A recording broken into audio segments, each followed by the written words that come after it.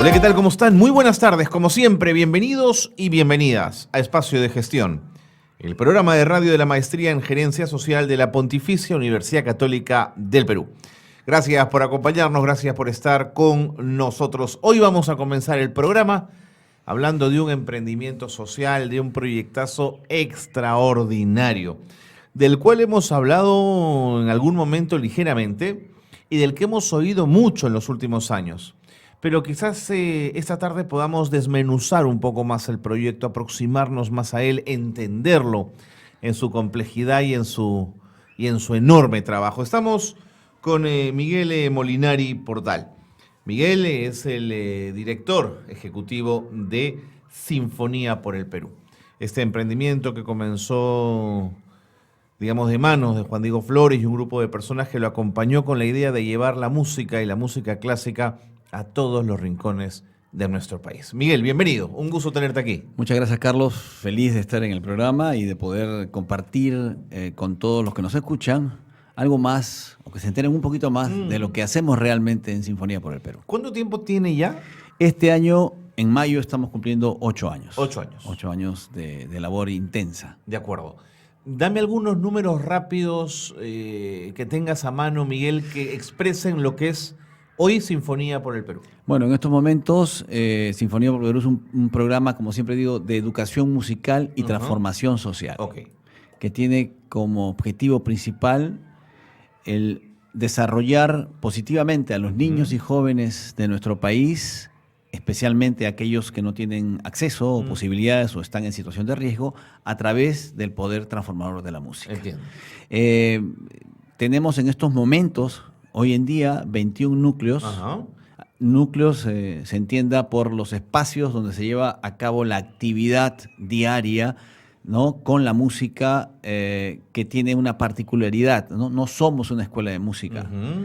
Los niños no ingresan por una selección. Entiendo. Ingresan todos. Okay. Partimos del principio de que todos los niños son genios y todos los niños pueden aprender a tocar un instrumento o a cantar sin ningún problema. ¿Eso es cierto o es una apuesta? Es absolutamente cierto. Okay.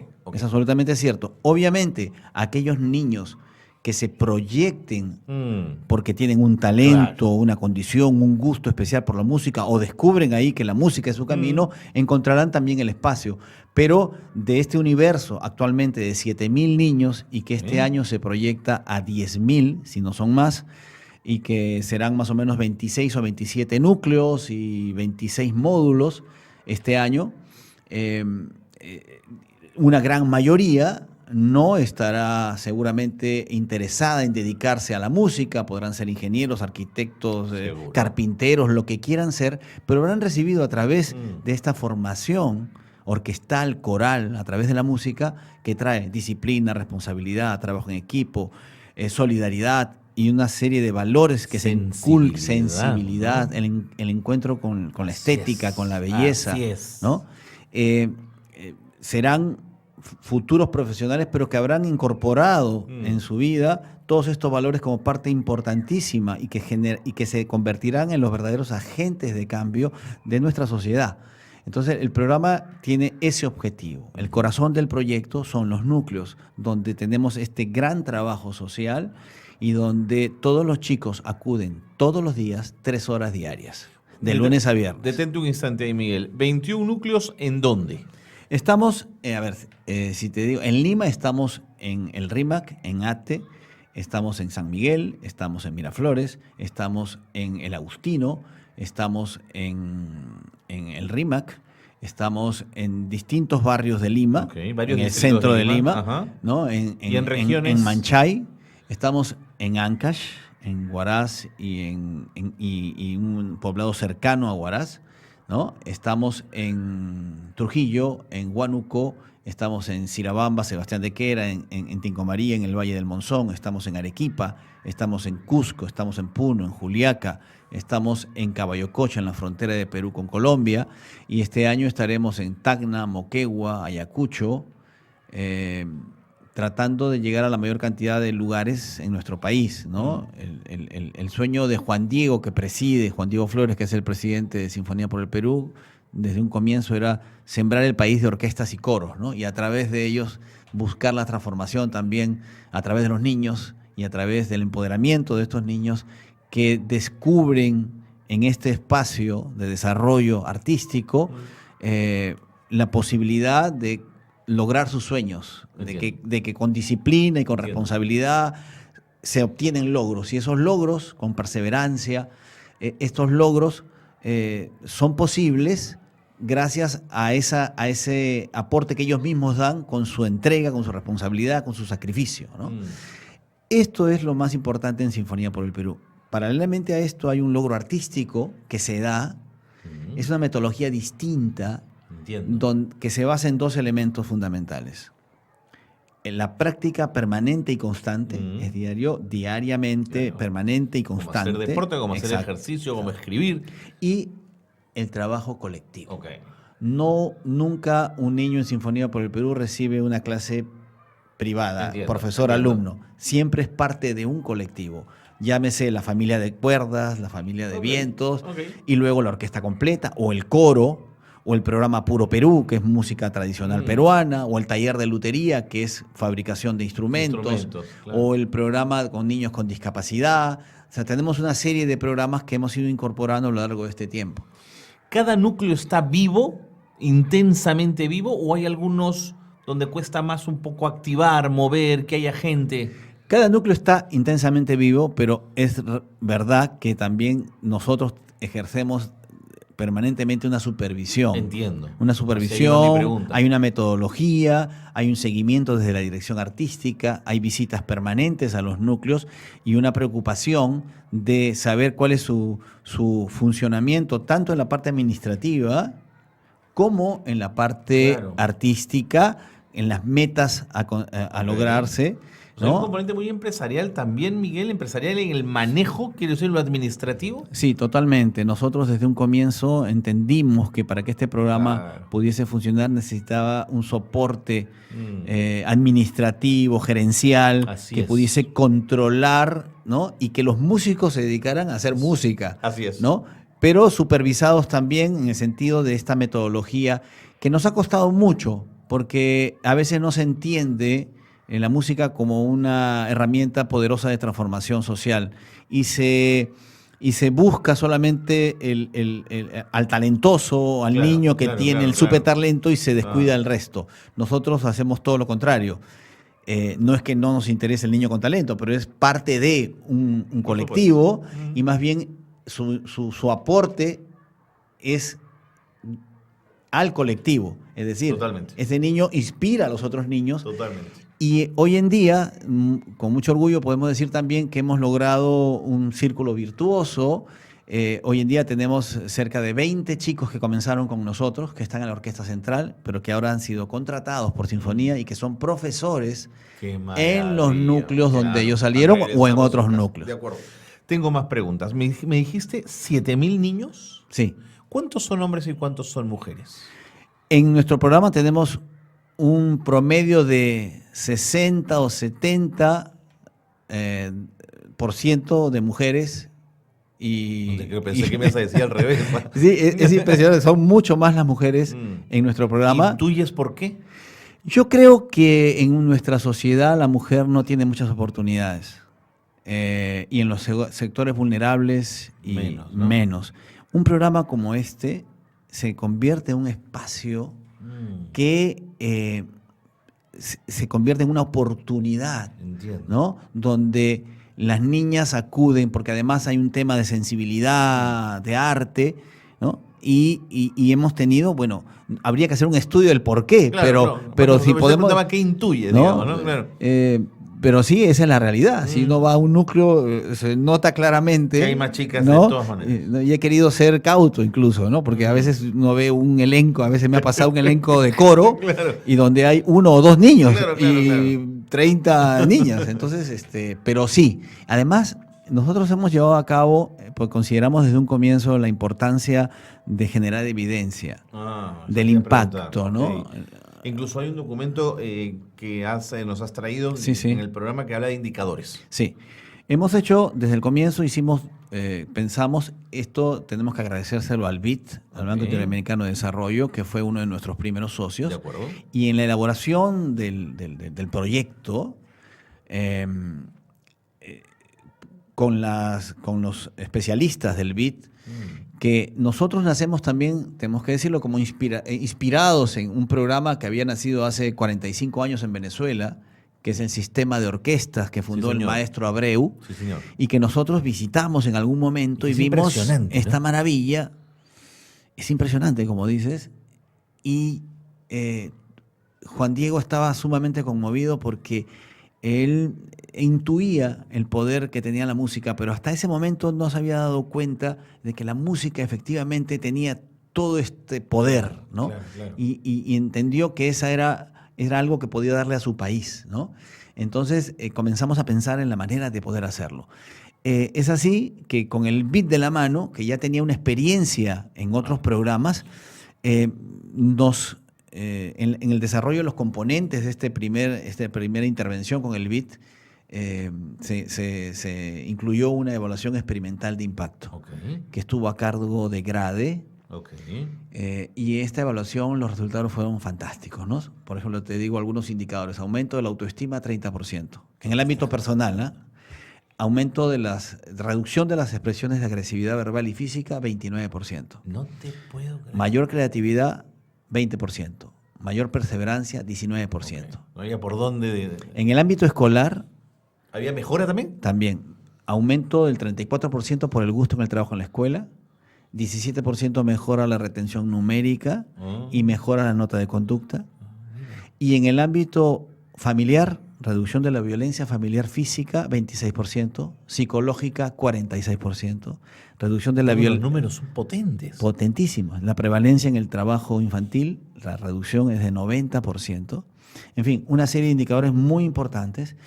Estos resultados fueron presentados en el 2014.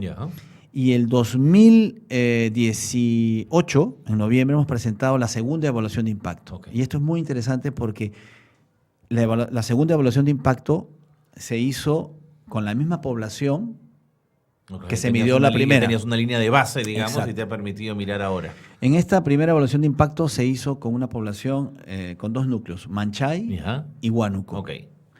Y para la segunda evaluación se hizo sobre la misma población, con una característica particular, que el 80%, me atrevería a decir, ya no estaba en el núcleo. Claro. Ya había salido. Chicos nuevos, chicos que ya estaban en la universidad o habían terminado el colegio y habían comenzado una vida. Sin embargo, el efecto sinfonía, como así ha llamado Grade, permaneció en sus vidas de una manera positiva, ¿no? Entonces, 2 detalles muy importantes. A ver. Que el impacto es mayor en las mujeres, significativamente. Ahí lo puedes ver en el documento. Mayor en las mujeres. Mayor en las mujeres. En las mujeres. ¿Por qué? Yo creo que dentro de las poblaciones vulnerables, las mujeres son más vulnerables ahí, todavía. Por supuesto. ¿no? Por supuesto. Y el empoderamiento que le da un programa como Sinfonía y la proyección de vida la saca de ese destino negativo, posiblemente al que está destinado, para aspirar a logros mayores en su vida. Fantástico. Otro indicador potentísimo es reducción del embarazo adolescente, 75%. Una cifra que en el Perú no se mueve hace 30 años, sobre todo en las zonas vulnerables, donde el 30%, aproximadamente 29-30%, es el indicador más fuerte, digamos. ¿Cómo se explica? ¿Por ocupación de tiempo? Ocupación de tiempo, proyección de éxito, aspiración de lograr metas mayores. Ya no tengo que aspirar solamente a salir de mi casa para tener una familia o no sé. Pero sí ¿Tú les contó al ministro de Educación o a la ministra esto, Miguel? Sí, claro. Estuvieron presentes en la presentación de los resultados. Pero siempre hay una mirada, digamos, creo yo, de aplauso, de la música. Pero digamos, insisten muchas veces en sus propios programas, ¿no? Y miran un poco de costado posiblemente a programas como este que van independientemente. ¿Pero básicamente. ¿Están demostrando éxito, Miguel? Tengo que decir que a partir del año pasado tenemos una subvención también del Ministerio de Cultura. De eso necesito que conversemos después de de la pausa, Miguel. Me tengo que ir a un corte, pero Con mucho no gusto. se te ocurra irte. No. De esto hay que seguir conversando. Sinfonía por el Perú, más claro imposible. Pausa y volvemos.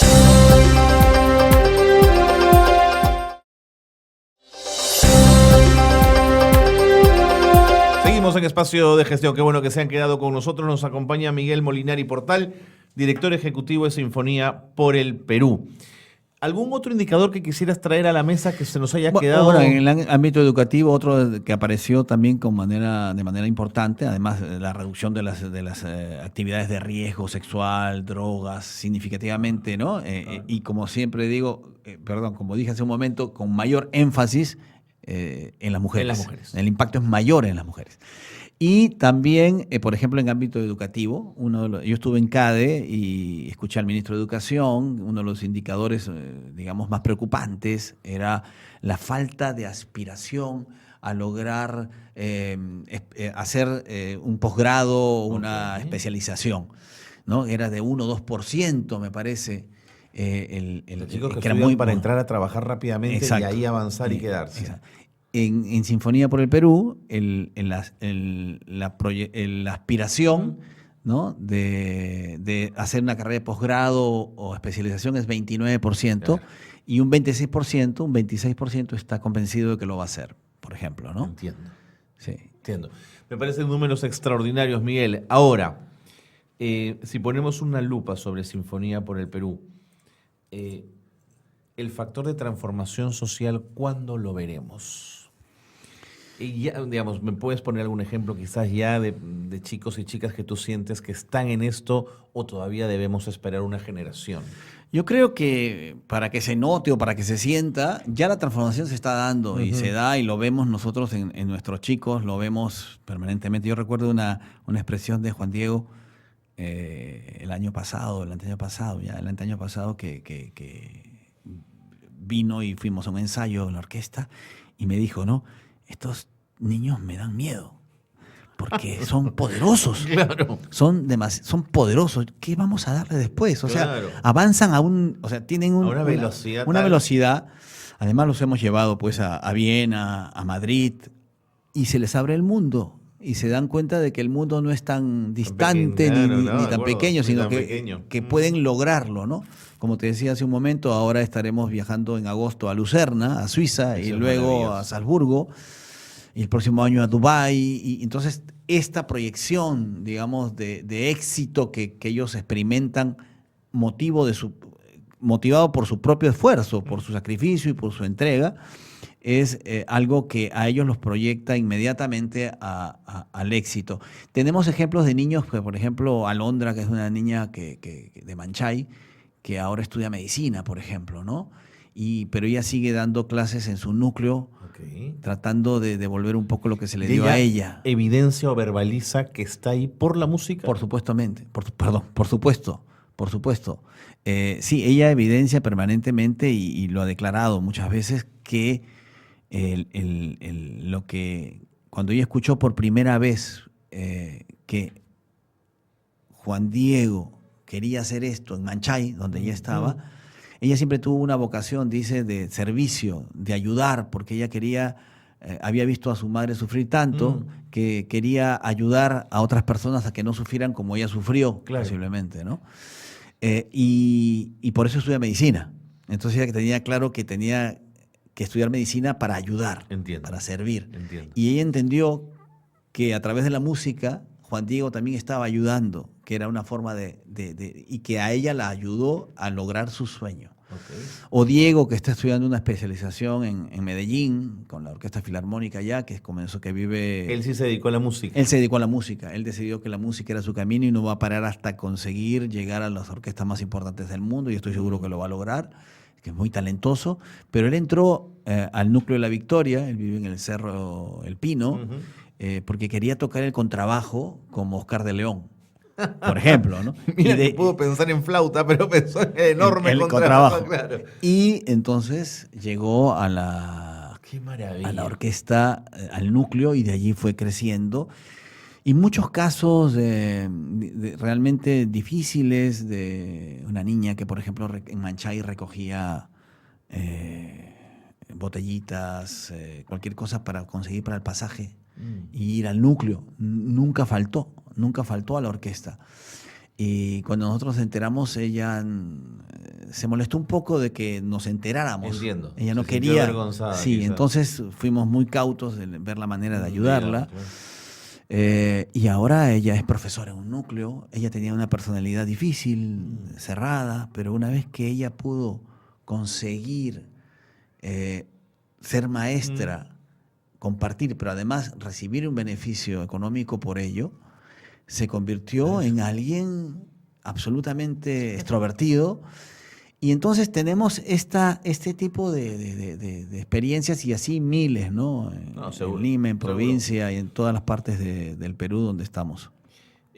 Miguel, 7.000 chicos hoy, aspiración a llegar a 10.000, aspiración a aumentar núcleos. Pero no siempre la cooperación internacional va a estar ahí. Me preguntaba cómo le van a dar sostenibilidad al proyecto. Sí, esa es una preocupación permanente de nuestro programa. Hasta el momento, la evidencia que hemos logrado conseguir de nuestro programa ha sido muy importante para comprometer a organizaciones, principalmente internacionales, pero también empresas locales, empresas mineras, algunas que ya no están, pero que estuvieron, otras que estarán, etcétera, y que han ido generando este crecimiento.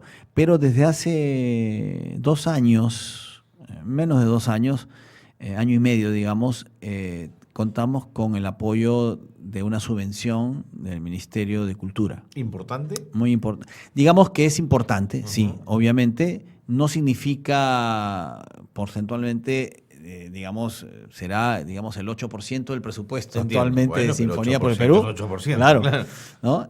Pero con una proyección de crecimiento, ¿no? Si pensamos que el primer año nos dieron una cifra que duplicaron al año siguiente y que este año han vuelto a duplicar, vemos que la eficiencia en el gasto, en la ejecución del programa ha caminado muy bien y esto ha generado que también nosotros hemos hecho gestiones, ¿no? Desde Juan Diego para lograr esta sostenibilidad y este respaldo de parte del Estado que nos parece muy valioso. Pero también trabajamos con algunas organizaciones, mejor dicho, algunos gobiernos regionales o locales que nos brindan apoyo también, Buen punto. ¿no? O organizaciones como De Vida, que con quienes estamos justamente en esta zona de selva, en el Valle del Monzón y en Caballococha, y una posibilidad de llegar al BRAE también con el programa. Y tenemos también el apoyo del gobierno regional de Ica, por ejemplo, para el núcleo de Ica. Hemos tenido distintas... Es un compromiso también de Estado con esto, Exactamente, ¿no? Exactamente. Y esto, si bien el Estado tiene sus propias dificultades, también te da un respaldo, respaldo institucional, pero también en este caso a través de la subvención, que nos parece la fórmula más eficiente. Así es. ¿No? La posibilidad de ir avanzando en el crecimiento de esa subvención para tener la posibilidad de beneficiar a la mayor cantidad de niños posible, ¿no? Miguel, una pregunta antipática. ¿La ayuda del Ministerio de Cultura no generó resquemor en las orquestas propias del Ministerio de Cultura? Pienso en la Sinfónica Juvenil. Yo sé que ahí está el maestro Tarazona, que es una persona extraordinaria, pero no sé si esto generó algún nivel de estrés, de complicación. Mira, la verdad es que no lo sabemos, porque, no tenemos un mayor contacto a nivel, digamos, institucional. Pensé que somos habían amigos, vasos comunicantes. Somos amigos, nos conocemos. En la Orquesta Sinfónica Nacional, tiene una función más de difusión, es un elenco, de muchos años. Sí, claro. Incluso muchos profesores o algunos profesores de nuestros núcleos provienen de la Sinfónica Nacional. Tenemos maestros que están convencidos del programa y que entienden la finalidad social del mismo. La Orquesta Juvenil tiene su propia actividad en el Ministerio de Cultura y yo me imagino que en ese sentido no hemos tenido, ningún feedback de ese tipo, ¿no? Con respecto al maestro Tarazona, él lidera un programa que se llama Orquestando del Ministerio de Educación, que ha sido un programa que ha venido, fue antes la red de orquestas del Ministerio de Educación y ellos, digamos, tienen una actividad que está más circunscrita, me parece, en estos momentos al ámbito escolar. Entiendo. Entonces, no, tenemos una relación cordial sin ningún problema, pero no nos cruzamos, digamos, ¿no? ¿Hay profesionales suficientes para tantos núcleos y para tantos chicos? Porque en algún momento dices, ¿de dónde saco un profesor de violín, un profesor de, no sé, Sí. de tambor, no sé? Ese ha sido un reto a lo largo de estos años. Hemos tenido siempre la dificultad, sobre todo en la provincia, de encontrar maestros para determinados instrumentos, pero también nosotros hemos cumplido con una función de capacitación. Hemos identificado, porque nosotros antes de abrir un núcleo hacemos un diagnóstico para ver cuál es la realidad y de acuerdo a eso proponer un programa que pueda funcionar de la mejor manera y poco a poco ir creciendo en ese lugar con capacitaciones, con maestros que los vamos capacitando tanto en el lugar como trayéndolos a Lima o enviándolos al extranjero. Tenemos la posibilidad de hacer esto gracias a, por ejemplo, hay un programa de la CAF, que es Música para Crecer, con el cual estuvimos vinculados durante mucho tiempo, que permitía la llegada de maestros, pero también que nosotros mismos organizáramos con esos fondos estas capacitaciones. En estos últimos tiempos han llegado al Perú gran cantidad de músicos venezolanos también. Y esto ha generado también una oportunidad de maestros que obviamente pasan por un proceso de selección, pasan por un proceso... Seguro, lo entiendo. Por unos términos de referencia, entrevistas, etcétera. Y también hemos traído maestros que hemos buscado especialmente para lograr determinados objetivos, ¿no? Últimamente trajimos a 2 maestros, uno cubano, el otro venezolano, el director del programa Coral Nacional y de técnica vocal, porque estamos trabajando un programa muy fuerte del programa nacional Coral y necesitábamos encontrar, digamos, este tipo de apoyo profesional para fortalecer, porque había un crecimiento en la parte instrumental, no igual en la parte coral. Entonces estamos ahora apuntalando de manera muy significativa la parte coral también. Estamos abriendo el programa con niños con discapacidad, que es un programa también muy interesante y además muy importante, en la medida de que es una población muy vulnerable y poco atendida.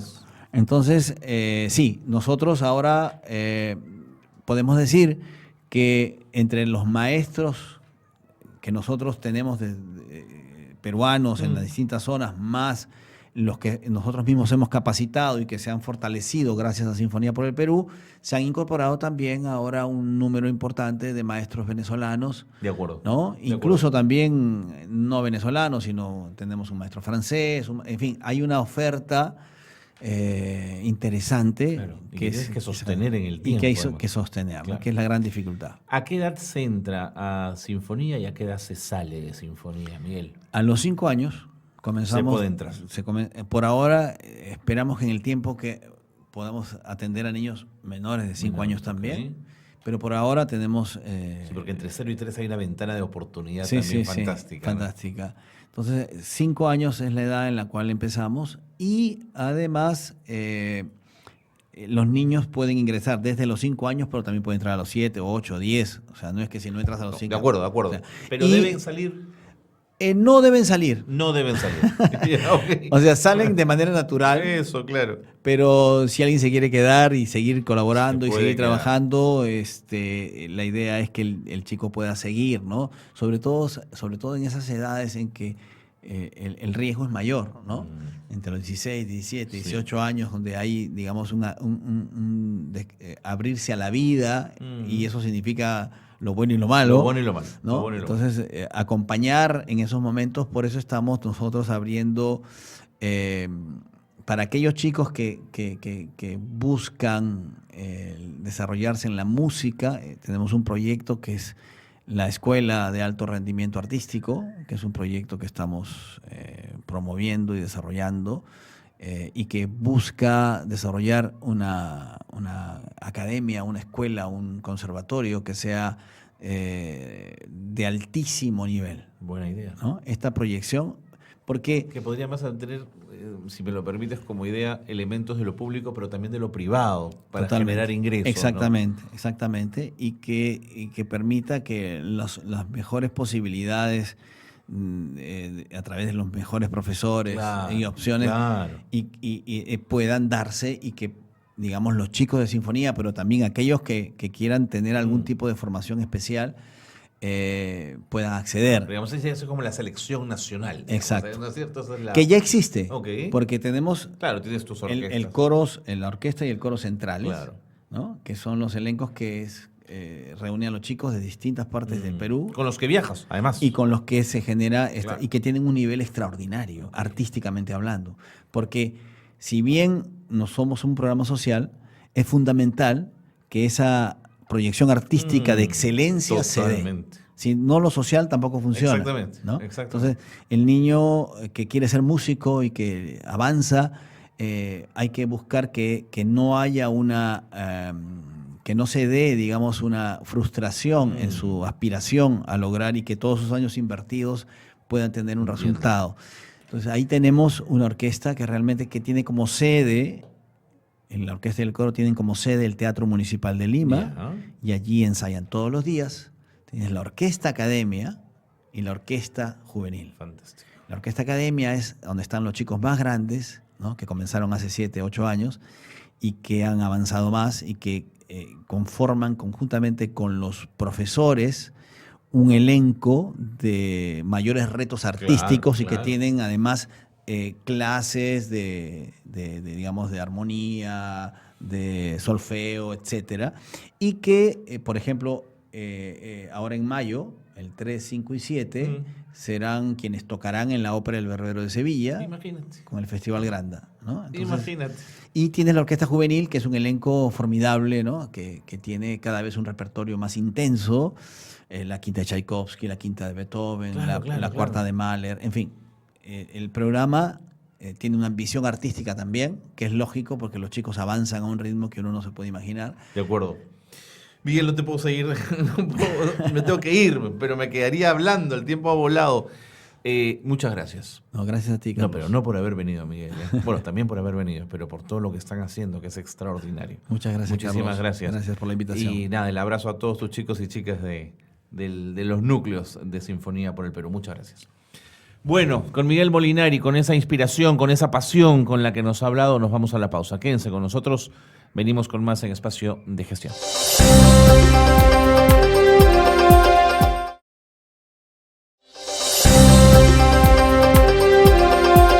Muy bien, dejamos atrás el tema de Sinfonías por el Perú con Miguel Molinari para meternos a otros asuntos, también de corte social, que son las cosas de las que nos interesa hablar en el programa.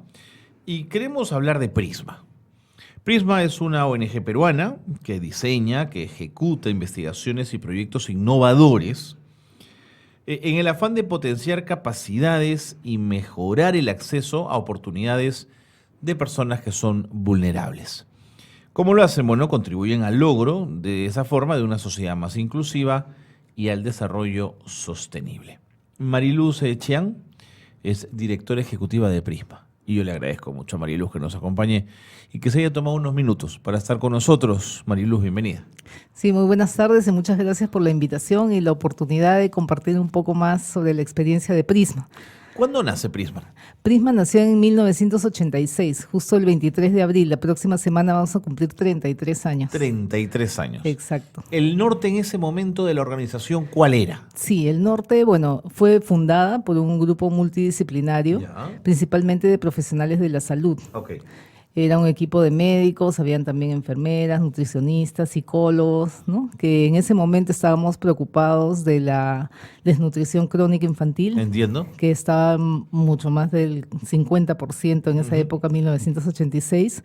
Y comenzamos a estudiar cuáles eran las determinantes. Es más, el primer trabajo que tuvimos fue una investigación para ver cuáles eran los factores de riesgo en familias que tenían niños con desnutrición severa o niños muertos comparados con familias que no los tenían. Entiendo. Y a partir Perdóname, de eso... Mariluz, sí. ¿el objetivo era investigación para hacer diagnósticos o también era intervención? En ese momento era investigación Ajá. para hacer un diagnóstico de cuál era la situación, cuáles eran los determinantes y a partir de eso plantear intervención. Entiendo. ¿No? Porque siempre yo creo que sí el corte de prisma es, si bien hacemos investigación De aplicada acuerdo. para lograr ya sea intervenciones, Claro. implementaciones o incluso incidencia y logro de cambiar algo Muy en la bien. política pública, ¿no? ¿El faro sigue siendo ese en ese momento o en algún momento cambia? Sí, nosotros trabajamos ahí y tuvimos la oportunidad de identificar factores de riesgo y en el año 1989, en un concurso que hubo para manejar el Programa Nacional de Alimentación y Nutrición con el Ministerio de Salud, en esa época financiado por USAID, lo ganó Prisma. Y tuvimos la oportunidad de implementar a nivel nacional del año 89 hasta el año 2000 Ok. el Programa Nacional de Alimentación y Nutrición a Familias en Alto Riesgo, que se Entiendo. llamó PANFAR, y aplicamos ahí las fichas, los factores de riesgo que habíamos encontrado, estudiado que antes. además vimos que no solo eran de salud, como muchos pensaban, diarrea o sarampión o infecciones, sino también muchos factores sociales. El componente social. ¿no? 89-2000 es un periodo largo 12 para un años. proyecto. 12 años de un programa nacional. Estuvimos en la mayoría de establecimientos de salud Wow. con el Ministerio de Salud. Entiendo. Era tu coejecutado. partner, era tu socio Sí, en el proyecto. nuestro Ok. socio era el Centro Nacional de Alimentación y Entiendo. Nutrición. Pero paralelamente, y ahí viene la respuesta a la pregunta, desde el año 94, nosotros caminando por las comunidades, porque siempre metidos hasta, como antes decíamos, donde más nos necesitan, íbamos caminando y íbamos viendo que las poblaciones rurales, sobre todo que veíamos las brechas, ¿no? Las comunidades nativas, las comunidades rurales de sierra, selva, y ahí nos fuimos orientando más ya a intervenir, tenían otras necesidades e incluso para lograr mejoras en salud necesitaban mejorar la economía, mejorar lo que era la parte de producción, la comercialización de sus productos, no solo mejorar la producción, ¿no? Y entonces nos fuimos abriendo en otras líneas de intervención, que son las que tiene Prisma ahora, que son 8, ¿no? Entonces, si bien nacimos con la línea de salud, investigación, luego fuimos incorporando ya el tema de producción y comercialización Ok. agropecuaria, medio ambiente, desde el 2001 el tema de descentralización y el tema de fortalecimiento de gobiernos locales y regionales, que hemos trabajado algo con la maestría de la Católica Entiendo. y profesores de ustedes. Luego ya el tema de educación, ¿no? Entonces tenemos varias líneas ahora. ¿Por qué pero percibes que tuvieron la siempre- necesidad de abrir la baraja?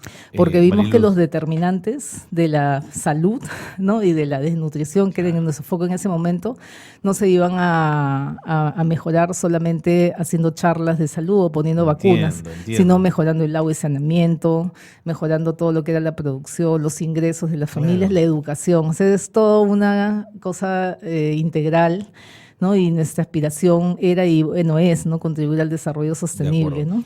Detente un minuto para seguir entendiendo un poco Sí. cómo Prisma crece en el tiempo.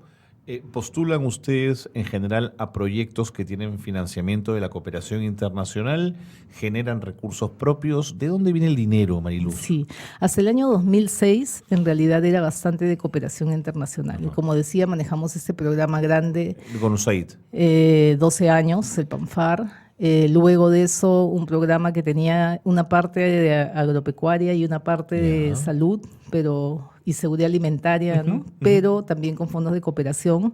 Pero a partir del año 2006 nos hemos comenzado a diversificar, ¿no? Ok. Y Pero trabajamos... son años donde cae la cooperación también, ¿no Cae es la cierto? cooperación también, entonces comenzamos a trabajar ya con concursos públicos, Ok. ¿no? Y hacemos, y hasta ahora, líneas de base, evaluaciones de programas, implementación también, en concursos que del Estado, del MIDIS, por ejemplo, hemos hecho capacitación a la gente del equipo original de Con toda esa Jaliwarma, experiencia por que tienes ejemplo. toda una línea de trabajo, De ¿no? Jaliwarma, ¿no? Hemos hecho evaluaciones de los programas del PRONA en la época que tenían sus Sí, alimentos. sí, claro.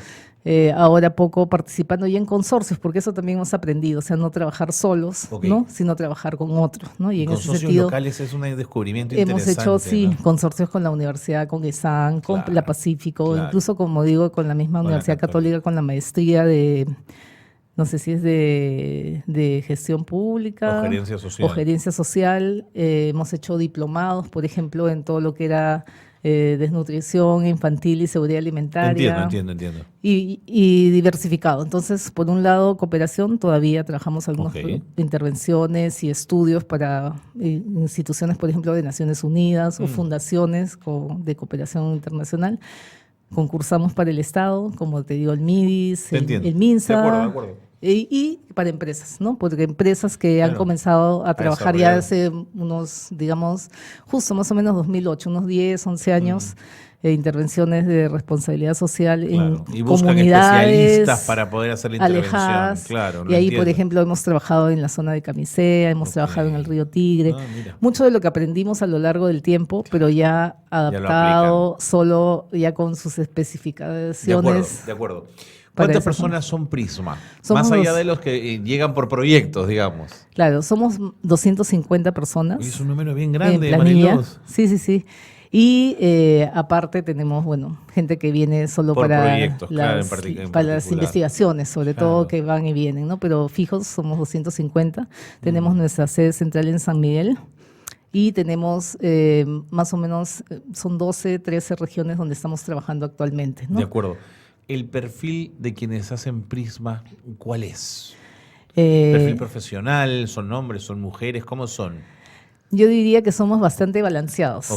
Entonces somos, por ahí vamos entre hombres y mujeres, somos multidisciplinarios, eso sí. O sea, hay médicos, psicólogos, nutricionistas, sociólogos, antropólogos, ingenieros, no solo el área de la salud, agropecuarios, de medio ambiente, contadores, la parte administrativa, comunicadores. Tenemos mucha importancia, yo creo, a la parte de comunicación. Muy importante. Hemos aprendido eso para acompañar los proyectos, que nosotros queremos investigar, pero para que eso salga para afuera y sirva para algo, ¿no? Y poder comunicarlo de una manera buena, ¿no? Y también la otra cosa es partiendo de investigación, no de solo lo que uno piensa o cree, sino de datos, ¿no? Claro. Y en ese sentido, por ejemplo, ahora último sí, con la coyuntura del problema anemia que tenemos tan severo en nuestro país. Entremos por ahí. ¿Están dedicados a ello? Ahorita tenemos varias intervenciones que se han trabajado y se vienen trabajando para reducir anemia, siempre en comunidades, haciendo una línea de base primero, viendo qué cosa es lo que está causando este problema, apoyando también a lo que el Ministerio de Salud hace, ya sea con la suplementación de los multimicronutrientes o el sulfato ferroso, lo que es el consumo de alimentos ricos en hierro, porque queremos siempre también que nuestras intervenciones tengan sostenibilidad, ¿no?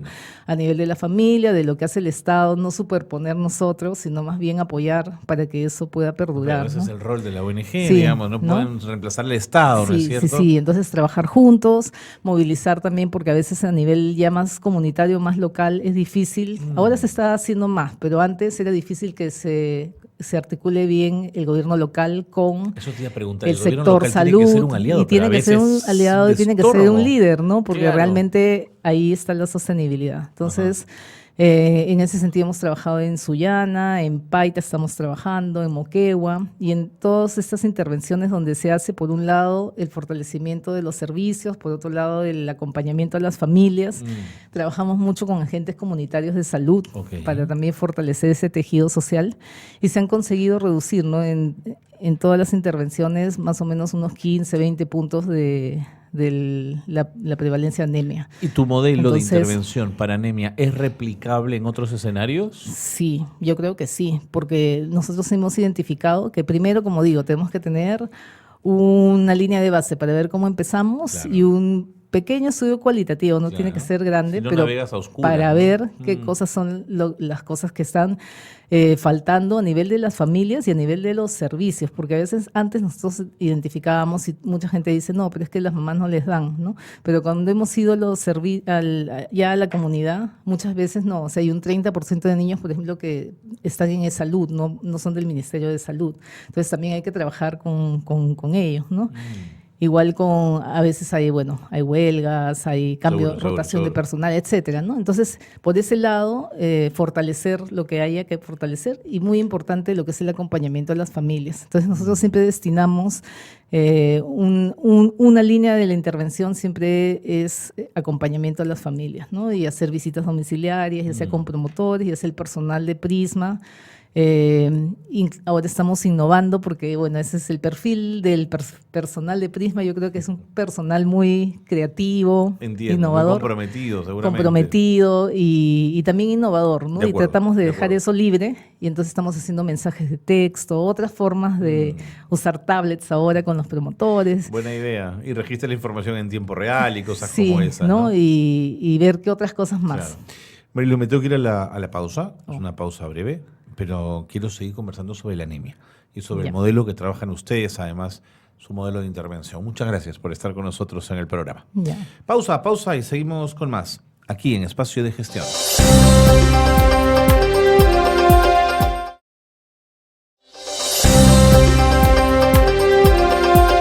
Seguimos en Espacio de Gestión. Qué bueno que se han quedado con nosotros. Nos acompaña Mariluz Chiang. Ella es directora ejecutiva de Prisma y nos está contando de la organización que inició sus labores en 1986 por la voluntad de un grupo de profesionales multidisciplinarios, al inicio con fuerte énfasis en salud, pero que luego esto fue derivando hacia otras líneas de trabajo. Y el objetivo de ellos es revertir los altos índices de desnutrición crónica infantil en el Perú y los factores de riesgo asociados a esta.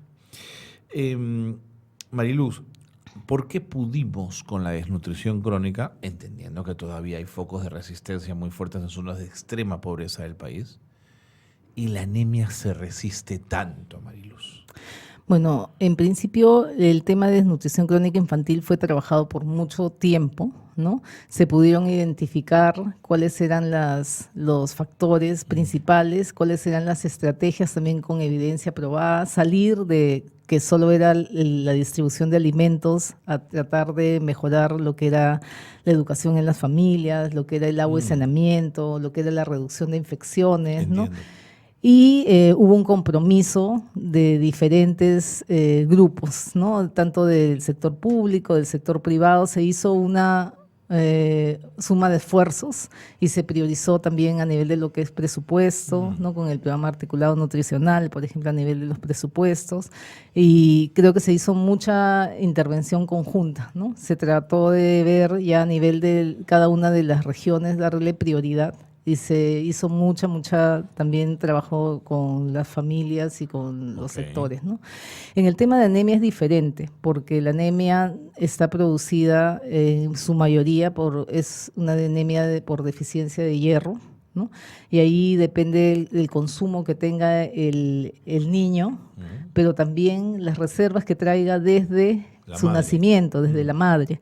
Entonces es un poco más complejo porque realmente deberíamos de tratar que las madres e incluso las jóvenes antes de ser madres pudieran tener una reserva de hierro adecuada y para eso consumir alimentos ricos en hierro, carnes rojas, Todas las embarazadas que yo he tenido alrededor siempre tenían que tomar suplemento de y fierro. además tomar el suplemento de hierro porque no es suficiente muchas veces con lo que uno consume, ¿no? Entonces ya es una política que se da gratis en los servicios de salud, el suplemento cuando estás embarazada, pero incluso ahora a las adolescentes en las escuelas, porque estamos viendo eso, ¿no? Que tiene que ser desde atrás. Desde atrás, ¿no? Y ya en el embarazo y luego ya el niño, ¿no? Incluso ahora desde los 4 meses de vida, porque incluso fortalecer el embarazo por parto natural, porque el último envión de sangre que va por el cordón umbilical, tengo entendido, es muy rico, ¿no? Y hay una estrategia específica que es el corte del cordón. Así es. Un poquito, no ahí mismo como antes se acostumbraba, Entiendo. sino el corte que le llamamos oportuno, que es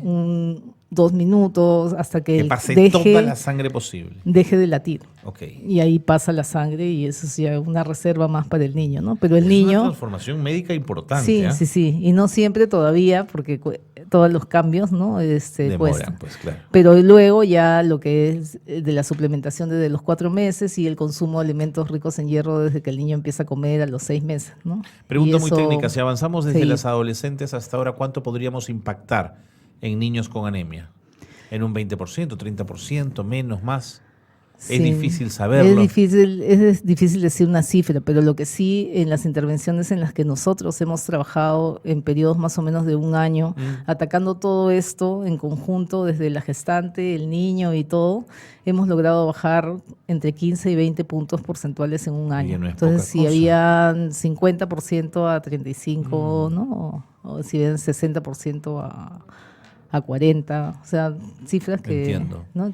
Y pensamos que sí se puede. ¿Cuánto en las investigaciones de ustedes hay para el problema de la anemia de lo cultural, del manejo de los alimentos? Sí, mucho, porque hay muchos mitos respecto a alimentos que no pueden ser consumidos por el niño, porque Así le da es. dolor de estómago, porque le da ser O no le tartamudo, gusta, ¿no? ¿no? Y entonces sí hay que reforzar eso con las mamás bastante, ¿no? O en algún momento incluso el suplemento, si piensan que le dieron y en ese momento el niño está incómodo o que piensan que le duele la barriga, ya no le dan más, ¿no? Ok.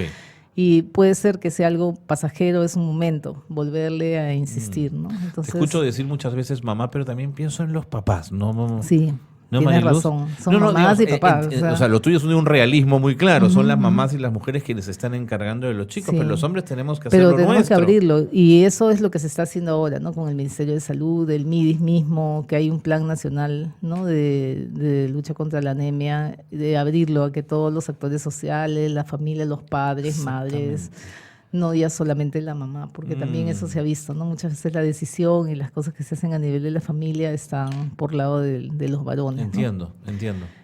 Bueno, y respecto a Prismas, y saliendo un poquito de, Sí, lo de sí, la sí. anemia, ¿no? Dime, Porque sí quería resaltar también que nosotros en todos estos 33 años que vamos a tener, también, y viene a ver con la maestría que ustedes tienen, ¿no? Es muy importante que todo lo que hay en investigaciones, en implementación, que muchas veces es en pequeña escala, pueda llegar a la política pública, ¿no? Y Entiendo. pueda ser parte del quehacer diario de la gestión social, los gestores sociales, Totalmente. y poder tener esto de la mirada tal vez integral, ¿no? O sea, tú estás pensando en aquellos que desarrollan las políticas públicas que vengan con este bagaje desde atrás, ¿no es Sí, cierto? Para no, incorporarlas. Exacto, y que los que estudian esto y Así que es. están en su etapa de formación se puedan nutrir, ¿no? De Así experiencias es. y que vean no solamente el tema de por un sector, sino multisectorial y eso como desde la investigación, la implementación, cómo llega a poder ser parte de la política pública, ¿no? De acuerdo. O sea, eso me parece muy importante. Sé que en Prisma también han trabajado mucho el tema del agua. Cuéntame. Sí, bueno, por un lado hemos trabajado en lo que era en algunos proyectos, todo lo que era la parte de reparación, de construcción de fuentes de agua, ¿no? Ok, para pequeñas poblaciones. Para pequeñas poblaciones, Ok. ¿no? Que Pero son por los otro más lado, desabastecidos, además, ¿no es sí, cierto? sí. Y por otro lado, hemos hecho ya la parte educativa Ok. en el manejo del agua y el consumo de agua segura, ¿no? En diferentes formas. Por ejemplo, en Tambo Grande, en Piura, hemos estado trabajando clorando el agua, Ya. ¿no? Para todo lo que son las fuentes de agua que ellos tienen, pero que luego las distribuyen a las casas, entonces todo lo que era cloración. Pero en todos los otros proyectos también siempre hemos trabajado lo que era el hervido, lavado de manos, ¿no? Y eso hasta que llegue a la boca de las personas, ¿no?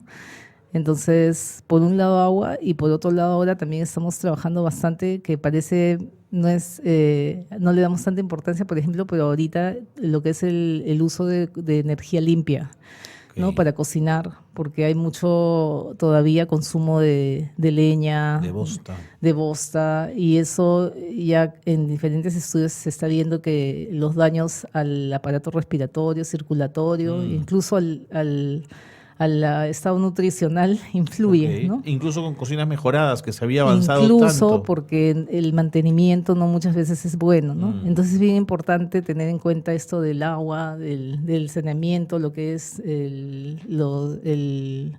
las letrinas o ya servicios de baño, ¿no? Claro, En realidad. claro. Y el consumo de energía limpia, ¿no? O sea, y esa mirada es bueno que se pueda tener. Entiendo. Pero en poblaciones de menos de 200 habitantes las fórmulas tienen que ser muy creativas para buen Sí, saneamiento, porque sí. y además en poblaciones donde las casas están dispersas, lo que cuesta instalar ahí sistemas tradicionales de agua, ¿no? Claro, y tiene que haber participación de la comunidad, por supuesto. ¿No? Para que haya el mantenimiento, para que haya el pago, para que haya algo que sea sostenible, ¿no? Uh-huh. Eso es muy importante. Uh-huh. ¿Y en Prisma han podido realizar trabajos de redes? ¿De saneamiento? Hemos trabajado siempre apoyando la organización, claro, y la formación, la capacitación de las JAS, ¿no? De las juntas de administración de agua y saneamiento en las localidades, ¿no? Mariluz, con toda tu experiencia, con todo lo vivido en Prisma, ¿tienes la sensación que podemos ser viables, que el Perú es un país de posibilidades? No, por supuesto que sí. ¿O eres más bien pesimista ya después de tantos años bregando? Yo creo que al contrario, ¿no? O sea, la experiencia de tantos años ha demostrado que hay que ser persistente, ¿no? Hay que ser creativo. Hay que ser muy creativo. Hay que ser unido y colaborador y trabajar con otros, ¿no? Y como decía, nosotros, por ejemplo, participamos en los grupos de la Mesa de Concertación de Lucha contra la Pobreza, en los grupos de salud, en los grupos que han habido de... Pero hasta eso es un aprendizaje, Mariluz, porque la ONG de los 80 no se llevaba bien con el Estado, en los 90 se peleaba. No. En fin, hubo que aprender también de la experiencia. Sí, ¿no? Y entonces yo creo que en ese trabajo conjunto y también hay que focalizar, porque a veces queremos hacer todo. Así es, buen y hay punto. Que ver en base a investigación, en base a evidencias, qué son las cosas a las que le vamos a apostar. Entiendo, y ahí apostar, y ser persistente, y se va logrando, ¿no? O sea, pero con un importante componente de interculturalidad también. Eso sí, definitivo, porque es diferente, ¿no? Sí, es diferente. No decir, vengo a traer la solución de las cosas. Es diferente en cada lugar, y hay que tener paciencia también. Así es. ¿No? Y también, y hay que tener presente que también el objetivo no solamente es lograr resultados, sino lograr que sea para todos, ¿no? Lo más importante. Eso, ¿no? Porque si no, entonces tampoco logramos lo que queremos finalmente. Marilu, muchísimas gracias por habernos acompañado. Creo que ha sido sumamente clara. Larga vida a Prisma. Muchas gracias y las puertas abiertas. Muchísimas gracias. Téngannos al tanto más bien de los proyectos para seguir hablando de ellos. Muchas gracias, Marilu. Gracias también. Bueno, Mariluz Chiang ha estado con nosotros, directora ejecutiva de Prisma. Si quieren conocer más de su trabajo, tienen una magnífica página web, todo está muy bien explicado, muy clarito, se las aconsejo porque está todo allí muy claro y muy bien explicado.